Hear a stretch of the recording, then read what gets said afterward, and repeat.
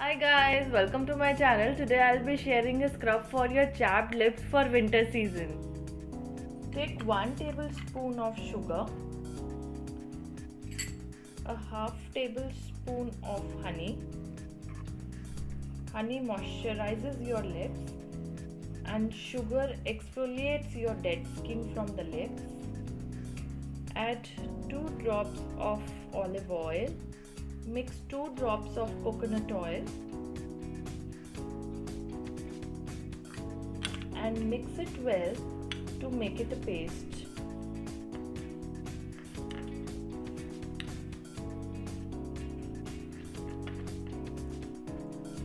Mix it well so that all the ingredients, oil, honey, should mix well with sugar.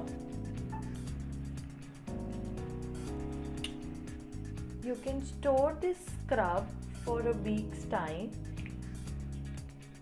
Keep it in the fridge and you can use every morning for a week's time to have a better results.